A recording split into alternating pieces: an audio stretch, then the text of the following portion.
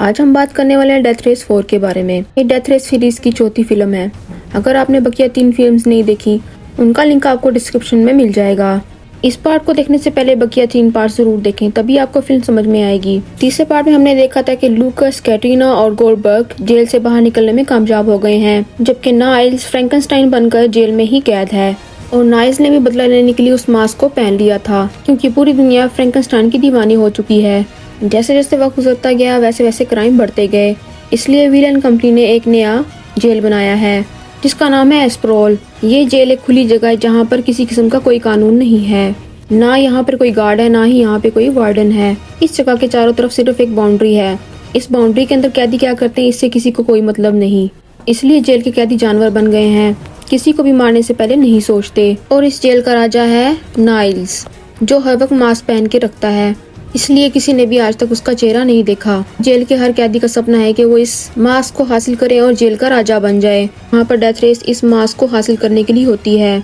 जो भी इस डेथ रेस को जीतता है उसे मास्क मिल जाता है और वो इस जेल का राजा बन जाता है। इन सारे मैचेस को जेल के अंदर से ही ब्रॉडकास्ट किया जाता है और इन मैचेस को ब्रॉडकास्ट करने की जिम्मेदारी मिली है लिस्ट को, क्योंकि बाहर का कोई आदमी इस जेल के अंदर नहीं आ सकता, यहाँ तक के वार्डन भी। इस पूरी जेल के अंदर सिर्फ एक ही शख्स की चलती है, वो है फ्रैंकनस्टाइन, इसीलिए पुलिस वाले भी इस जेल में कुछ नहीं कर सकते। अब वार्डन फ्रैंकनस्टाइन को मारना चाहता है ताकि वो इस जेल को दोबारा से हासिल कर सके, इसलिए उसने फ्रैंकनस्टाइन को मारने के लिए कई बार कई टीम्स को भेजा है, लेकिन फ्रैंकनस्टाइन ने बार बार उसके आदमियों को मारा है और वो अभी भी जिंदा है। इस एस्प्रोल जेल के अंदर 4,20,000 कैदी हैं। यहाँ इन कैदियों ने अपनी ही दुनिया बनाई हुई है। उन्होंने यहाँ इस जेल में अपनी जरूरत की हर शय बनाई हुई है। मूवी के सीन में दिखाया गया है कि एस्प्रोल जेल के अंदर एक डेथ रेस हो रही है। सबसे आगे फ्रैंकनस्टाइन की गाड़ी है। जो भी फ्रैंकनस्टाइन के रास्ते में आता है वो इसे मार डालता है। इसी तरह वो आगे बढ़ता रहता है। ये पूरी की पूरी रेस ब्रॉडकास्ट हो रही होती है और इस रेस को यहाँ का वार्डन भी देख रहा होता है। तभी हम देखते हैं लिस्ट को, जो कि इस डेथ रेस को ब्रॉडकास्ट कर रहा है। और यहाँ पर इसका एक साथी बाल्टीमोर बॉब भी होता है।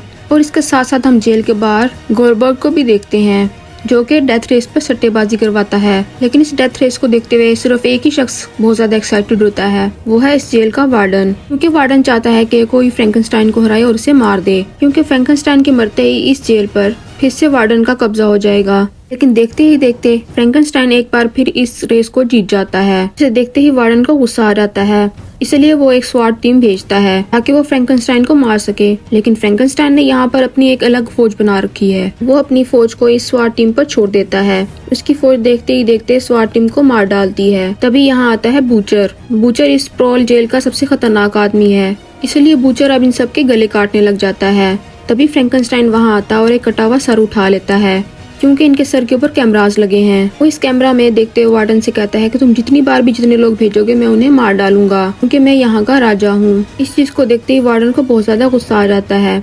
तभी वार्डन को कॉल आती है विलियन इंडस्ट्री के चेयरमैन की। वो वार्डन से कहता है कि एस्प्रोल जेल विलियन इंडस्ट्री के अंडर है। इस जेल की जिम्मेदारी विलियन इंडस्ट्री की है, इसलिए जितनी जल्दी मुमकिन हो सके इस जेल को फ्रैंकनस्टाइन से आजाद करवाओ। और अगर तुमने फ्रैंकनस्टाइन को जल्दी खत्म ना किया तो हम तुम्हें वार्डन की सीट से जल्दी हटा देंगे। तभी वार्डन चेयरमैन से वादा करता है कि वो जल्दी फ्रैंकनस्टाइन को मरवा देगा। उसके बाद मूवी के सीन में दिखाया गया है कि बहुत सारे कैदी एक प्लेन में बैठे हैं और इन कैदियों को लेकर जाया जा रहा है एस्प्रोल के अंदर। और एक आदमी इनको एस्प्रोल के सारे कवानीन के बारे में बता रहा होता है।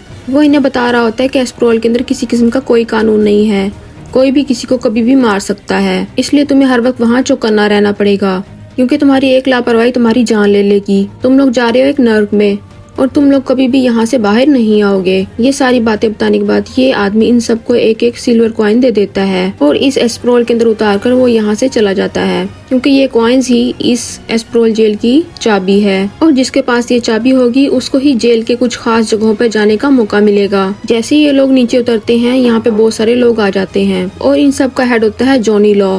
जॉनी लॉ एक डेथ रेसर है और इसके साथ साथ ये फ्रैंकनस्टाइन के लिए भी काम करता है, इसलिए अब जॉनी इन सब लोगों से ये कॉइन्स मांगने लग जाता है। लेकिन जैसे ही लोग इसे कॉइन देने से इनकार करते हैं वो एक एक करके सब लोगों को मारने लग जाता है। जहाँ पर एक लड़की इसका मुकाबला करती है जिसका नाम है जिप्सी रोज। जैसे ही जॉनी इस लड़की को मारने लगता है वहाँ पर एक आदमी इन पर हमला कर देता है जिसका नाम है कॉनर। कॉनर देखते ही देखते जॉनी के सारे लोगों को धूल चटा देता है और इसके साथ साथ वो जॉनी को भी बेहोश कर देता है। ये सब देखते हुए जिप्सी कॉनर को कहती है कि तुमने मेरी जान बचाई है और मैं इस चीज को याद रखूंगी। इतना कहने के बाद दोनों अलग अलग रास्ते पे चल पड़ते हैं। तभी कॉर्नर के पास आकर एक गाड़ी रुकती है और इस गाड़ी में बहुत सारी लड़कियां होती हैं। इस गाड़ी से एक लड़की बाहर आती है जिसका नाम है बैक्सी। तभी बैक्सी उसे कहती है कि वो उसे लिफ्ट देना चाहती है क्योंकि कॉर्नर ने आज बहुत बहादुरी का काम किया है, और कॉर्नर भी इसकी गाड़ी में बैठ जाता है। कॉर्नर इन्हें कहता है कि वो बाल्टीमोर बॉब को ढूंढ रहा है। कॉर्नर ये इसलिए कह रहा है कि उसने इसका नाम प्लेन में सुना था और यही वो आदमी है जो डेथ रेसिस करवाता है। और बाल्टीमोर बॉब से मिलवाने के लिए ये लड़कियां इन्हें लेकर जाती हैं एक बार में, और ये बार होता है फ्रैंकनस्टाइन का। जल्दी कॉर्नर भी वहाँ आ जाता है। तभी हम वहाँ जॉनी को देखते हैं और फ्रैंकनस्टाइन को पूरी बात बताता है कि वो कैदियों से कॉइन्स नहीं लेके आ सका क्योंकि वहाँ एक आदमी था जिसने सारे लोगों को मार डाला। ये बात सुनकर फ्रैंकनस्टाइन चौंक जाता है कि कैसे एक आदमी ने उसके सारे आदमियों को मार डाला। तभी जॉनी की नजर पड़ती है कॉर्नर पर। वो फ्रैंकनस्टाइन को बताता है कि यही वो आदमी है। इतना कहने के बाद जॉनी भेजता है अपने 2 आदमियों को कॉर्नर के पास, और कॉर्नर देखते ही देखते इन 2 आदमियों को भी धूल चटा देता है। तभी वहाँ फ्रैंकनस्टाइन आता है और उसे कहता है कि लगता है तुम्हें लड़ने का बहुत शौक है। तभी कॉर्नर कहता है कि उसे लड़ने का शौक नहीं है, मैं कभी भी तुम्हारे आदमियों से पहले नहीं लड़ा। पहले उन लोगों ने मुझ पर हमला किया, इसलिए मैंने उन पर हमला किया। तभी फ्रैंकनस्टाइन कहता है कि ये पूरे का पूरा एरिया मेरा है, इसलिए तुम यहाँ संभल कर रहना। इतना कहने के बाद फ्रैंकनस्टाइन यहाँ से चला जाता है। तभी हम यहाँ की बारटेंडर को देखते हैं। इसका नाम है जेन। जेन कॉर्नर से कहती है कि तुम बहुत ही बहादुर इंसान हो क्योंकि मैंने यहाँ किसी भी शख्स को इस तरह से फ्रैंकनस्टाइन से बात करते हुए नहीं देखा। क्या तुम यहाँ किसी को ढूंढ रहे हो? कॉर्नर कहता है हाँ, मैं बाल्टीमोर बॉब को ढूंढ रहा हूँ। तभी हम वहाँ पे बाल्टीमोर बॉब को देखते हैं। बाद मूवी के सीन में दिखाया गया है कि कॉर्नर बाल्टीमोर बॉब के साथ चला जाता है। वो बॉब को कहता है कि वो डेथ रेस करना चाहता है। तब बॉब उसे कहता है कि इस रेस को लड़ना इतना आसान नहीं है। यहाँ के सारे कैदी उस रेस में हिस्सा लेना चाहते हैं क्योंकि उस रेस में हिस्सा लेने के लिए तुम्हें पहले एक क्वालिफायर राउंड खेलना पड़ता है और जिसमें तुम्हें अपने जान की बाजी लगानी पड़ेगी। अगर तुम इसमें जीत सके तो तुम्हें वहाँ एक गाड़ी की चाबी मिलेगी। ये सारी बातें सुनने के बाद कॉर्नर कहता है कि वो सब कुछ करने को तैयार है, इसलिए बॉब उसे लेकर पहुँचता है वहाँ एक इलीगल रेस में। तो ये रेस यहाँ से बाहर ब्रॉडकास्ट नहीं होता और अंदर के कुछ कैदी अपना दबदबा बनाने के लिए ये रेस करते रहते हैं। यहाँ आने के बाद कॉर्नर की मुलाकात होती है लिस्ट से। तभी रेस शुरू हो जाती है और इस रेस में रोज भी होती है। देखते ही देखते ये गेम बहुत ज्यादा भयानक हो जाती है। इस गेम के सारे रेसर एक दूसरे को बहुत बेरहमी से मारना शुरू कर देते हैं और देखते ही देखते लगभग सारे लोग ही मर जाते हैं। एंड में रोज और एक आदमी बच जाता है। तभी रोज अपना कमाल दिखाती है, वो इस आदमी को बड़ी बेरहमी से मार डालती है और इसी के साथ ही ये गेम यहीं पे खत्म हो जाती है। तभी वहाँ पर जेन आती है। वो कॉर्नर से कहती है कि वो उसके घर पर चलेगा। तभी कॉर्नर उसके साथ उसके घर पर चला जाता है। देखते ही देखते दोनों में नजदीकियां बढ़ने लगती हैं और अगले दिन कॉर्नर पहुँचता है लिस्ट के पास। लिस्ट कॉर्नर को बताता है कि आज ही रात क्वालिफायर राउंड होने वाला है। वो उसे कहता है कि अगर तुम ये राउंड जीत पाए तो तभी तुम्हें एक गाड़ी की चाबी मिल पाएगी और तुम ये डेथ रेस खेल पाओगे। उसके बाद मूवी के सीन में दिखाया गया है क्वालिफायर राउंड शुरू हो चुका है और लोग एक दूसरे को बुरे तरीके से मार रहे हैं। कॉर्नर भी सब लोगों को मुंह तोड़ जवाब दे रहा है, इसलिए कॉर्नर के रास्ते में जो भी आता है वो उसे मार डालता है। एंड में वो चाबी लेने में कामयाब हो जाता है। तभी उसे पता लगता है कि ये राउंड अभी खत्म नहीं हुआ। जिसके पास भी चाबी जाती है उसे बूचर से लड़ना पड़ता है। तभी वहाँ पे बूचर आ जाता है। बूचर एक मॉन्स्टर की तरह होता है। वो आते ही कॉर्नर पे हमला कर देता है। वो बूचर को भी मुंह तोड़ जवाब देता है। बहुत जल्द ही बूचर को भी मार डालता है। ये लड़ाई देखने के बाद फ्रैंकनस्टाइन कॉर्नर से बहुत ज्यादा इम्प्रेस होता है। वो कॉर्नर को अपने पास बुलाता है। उसे कहता है कि अगर तुम डेथ रेस जीत गए तो तुम इस जेल में क्या बदलाव लाना चाहोगे। कॉर्नर उसे कहता है कि उसने इस बारे में अभी तक नहीं सोचा। अब फ्रैंकनस्टाइन कहता है कि उसे इस बारे में सोचना चाहिए क्योंकि जब तुम इस बारे में सोचोगे तभी तुम डेथ रेस जीत पाओगे। मैंने इस बारे में सोचा और देखो मैं आज यहाँ इस जेल का राजा हूँ। उसके बाद कॉर्नर पहुँचता है जेन के पास और अब कॉर्नर और जेन की नजदीकियाँ और बढ़ने लगती हैं और कॉर्नर को देख के लगता है कि वो अब जेन से प्यार करने लगा है। और अगली सुबह कॉर्नर पहुँचता है बॉब के पास। तभी वहाँ बैक्सी भी आ जाती है। बैक्सी कॉर्नर और इसकी टीम के साथ मिलकर इसकी गाड़ी को मॉडिफाई करने लग जाते हैं और देखते ही देखते वो इसकी गाड़ी चमका देते हैं। अगली सुबह जब कॉर्नर की आंख खुलती है वो देखता है कि फ्रैंकनस्टाइन बहुत सारे आदमियों के साथ उसकी तरफ आ रहा है। ये देखते ही बहुत सारे कैदी भी वहाँ आ जाते हैं। तभी फ्रैंकनस्टाइन आता है कॉर्नर के पास। वो उसे कहता है कि तुम्हें क्या लगा, मुझे नहीं पता लगेगा कि तुम कौन हो। ये सब कहने के बाद फ्रैंकनस्टाइन सब कैदियों से कहता है कि इस शख्स का नाम है सार्जेंट कॉनर गिब्स और ये एक स्पेशल ऑपरेटिव ऑफिसर है और जिसे यहाँ पे मुझे मारने के लिए भेजा गया है और ये लोग चाहते हैं कि मुझे मारने के बाद इस जेल को ये अपनी हुकूमत के मुताबिक चला सकें। ये बात सुनने के बाद लोग भड़कने लग जाते हैं। वो कहते हैं कि इस शख्स को मार डालो। अब फ्रैंकनस्टाइन कहता है कि मैं इस शख्स को इतनी आसान मौत नहीं दूंगा। ये शख्स मेरे साथ डेथ रेस लड़ेगा और जब ये डेथ रेस हारेगा तब मैं इस शख्स को मौत के घाट उतारूंगा। इतना कहने के बाद फ्रैंकनस्टाइन वहाँ से चल जाता है और अब सभी लोग कॉनर से नफरत करने लगे हैं। यहाँ तक कि जेन भी कॉनर से नफरत करने लग जाती है। उसके बाद मूवी के सीन में दिखाया गया है कि डेथ रेस शुरू होने से पहले बैक्सी कॉनर के पास आती है। वो उससे कहती है कि तुम जिस काम के लिए यहाँ आए हो बड़े बेहतर तरीके से तुम वो काम कर रहे हो, इसलिए मैं तुम्हारी इस काम में मदद करना चाहती हूँ। मैं आज की रेस में तुम्हारी नेविगेटर बनना चाहती हूँ। और कॉनर भी इस बात के लिए मान जाता है। तभी कॉनर वहाँ जेन को देखता है। वो देखता है कि जेन को फ्रैंकनस्टाइन की नेविगेटर बनाया जा रहा है। वो इस चाल को बहुत अच्छे तरीके से समझता है। ये फ्रैंकनस्टाइन ऐसा क्यों कर रहा है? वो ऐसा इसलिए कर रहा है कि जब तक जेन उसकी गाड़ी में रहेगी कॉनर उसकी गाड़ी को नुकसान नहीं पहुंचाएगा, क्योंकि कॉनर जेन से प्यार करता है और इसीलिए जेन इस मैच में फ्रैंकनस्टाइन के लिए सेफ्टी का काम करेगी। जैसे ही डेथ रेस शुरू होती है सबकी नजरें कॉनर पे होती हैं, क्योंकि सब लोग कॉनर से नफरत करते हैं। जितने भी लोग रेस के दौरान कॉनर पर हमला करते हैं कॉनर इसका पलटकर भरपूर जवाब देता है और जल्द ही इस रेस के बहुत सारे लोग मारे जाते हैं।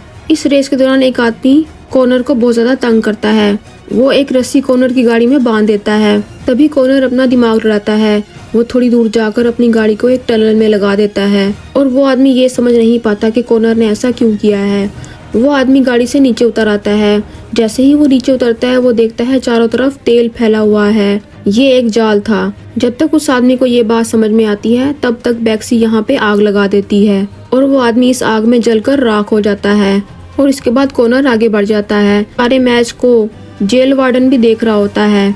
तभी हम वहाँ जिप्सी रोज को भी देखते हैं। वो भी इस रेस में हिस्सा ले रही होती है। उसके बाद कॉनर एक बस्ती से गुजरता है जहाँ पर उसका और मजीद रेसर से सामना हो जाता है। वो इन रेसर्स को भी धूल चटा देता है और इसी दौरान कॉनर का बहुत ज्यादा टाइम जाया हो जाता है। तभी बोल्टिमोर बॉब उसे बताता है कि वो बहुत ज्यादा दूर हो चुका है फ्रैंकनस्टाइन से। फ्रैंकनस्टाइन बहुत जल्दी इस रेस को जीतने वाला है और अगर कॉनर को इस रेस को जीतना है तो उसे 250 फीट एक पुल को पार करना पड़ेगा, जो कि नामुमकिन है। ये बात सुनने के बाद कॉनर कहता है कि वो जल्दी इस पुल को पार कर लेगा और उसके बाद हम कॉनर को इस पुल पर देखते हैं। और अब कॉनर की गाड़ी हवा में है और इसकी गाड़ी बहुत देर तक हवा में रहती है और यहाँ तक कि इसकी गाड़ी इस पुल को पार कर लेती है और वो गाड़ी की रेस बढ़ाता है और फ्रैंकनस्टाइन के पीछे जा पहुँचता है। और अब इन दोनों के बीच चूहे बिल्ली का खेल शुरू हो जाता है। लेकिन थोड़ी ही दूर जाकर कॉनर को पता लगता है कि उसकी गाड़ी का फ्यूल खत्म हो चुका है और कॉनर की गाड़ी रुक जाती है। ये सब देखकर फ्रैंकनस्टाइन अपनी गाड़ी भी रोक लेता है। तब फ्रैंकनस्टाइन कहता है कि वो सबसे पहले इस शख्स को मारेगा और उसके बाद ही ये रेस खत्म करेगा। ना कहने के बाद फ्रैंकनस्टाइन अपनी गाड़ी को कॉनर की गाड़ी की तरफ मोड़ता है और जेन उसे बार बार रोकने की कोशिश करती है, लेकिन फ्रैंकनस्टाइन नहीं रुकता। तभी कहीं से एक गाड़ी आती है और फ्रैंकनस्टाइन की गाड़ी को टक्कर मार देती है और ये गाड़ी चला रही होती है जिप्सी रोज। इसी दौरान बाल्टीमोर बॉब लिस्ट से कहता है कि वो डेथ रेस की ब्रॉडकास्ट रोक दे और लिस्ट इस बात को नहीं समझ पाता, जिस पर बॉब उसे कहता है कि जितना मैं कह रहा हूँ उतना करो, इस ब्रॉडकास्ट को रोक दो। तभी लिस्ट इस ब्रॉडकास्ट को रोक देता है। तभी जिप्सी रोज गाड़ी से बाहर आती है और वो फ्रैंकनस्टाइन को गोली मार देती है और फ्रैंकनस्टाइन मारा जाता है। तभी रोज कॉनर से कहती है कि तुम्हें क्या लगा, सरकार ने सिर्फ तुम्हें ही इस फ्रैंकनस्टाइन को खत्म करने के लिए भेजा था। सरकार ने मुझे भी इस काम के लिए यहाँ पर भेजा था और मैंने फ्रैंकनस्टाइन को खत्म कर दिया है, इसलिए यहाँ पर हेलीकॉप्टर आने वाला है। चलो अब हम यहाँ से बाहर निकलते हैं। और कॉनर इस बारे में सोचने लगता है। तभी बॉब की कॉल आती है कॉनर को। वो उसे कहता है कि तुम्हारे पास एक सुनहरी मौका है फ्रैंकनस्टाइन बनने का। तुम्हारे अंदर वो सारी काबिलियत है जो कि एक राजा के अंदर होती है, इसलिए मैं चाहता हूँ कि तुम उस मास्क को पहनो और इस स्क्रोल को अपने मुताबिक चलाओ। और अब यहाँ कॉनर अपनी पूरी जिंदगी को देखने लगता है कि जेल के बाहर उसके लिए कुछ नहीं रखा, लेकिन इस जेल के अंदर उसके लिए सारी चीजें हैं, क्योंकि इस जेल के अंदर जेन है जिसे वो बहुत ज्यादा प्यार करता है। इसलिए कॉनर बार बार जेन के चेहरे को देखता है। तब तक रोज यहाँ से निकल जाती है और यहाँ पे हेलीकॉप्टर भी आ जाता है और रोज कॉनर को अपने साथ आने का कहती है, लेकिन एंड में कॉनर डिसाइड करता है कि वो रोज के साथ नहीं जाएगा इसलिए कॉर्नर अब फ्रैंकनस्टाइन के कपड़े पहन लेता है और उसके साथ साथ उसका मास्क भी, क्योंकि बॉब कॉर्नर से कहता है कि सारे लोग कॉर्नर से नफरत करते हैं और उसके साथ साथ सारे लोग फ्रैंकनस्टाइन को चाहते हैं, लेकिन कोई नहीं जानता कि उस मास्क के पीछे कौन है। इसलिए मैं चाहता हूँ कि अगला फ्रैंकनस्टाइन तुम बनो। कॉर्नर भी इस बात को मान जाता है और वो फ्रैंकनस्टाइन का मास्क पहनकर उसकी गाड़ी चलाने लग जाता है। और इस सीन के साथ ही मूवी एंड हो जाती है। और कमेंट करके बताइएगा कि आपको वीडियो कैसी लगी। And please like and subscribe my channel and click the bell icon ताकि आपको न्यू वीडियो की अपडेट मिल सके। And thank you so much for watching my video.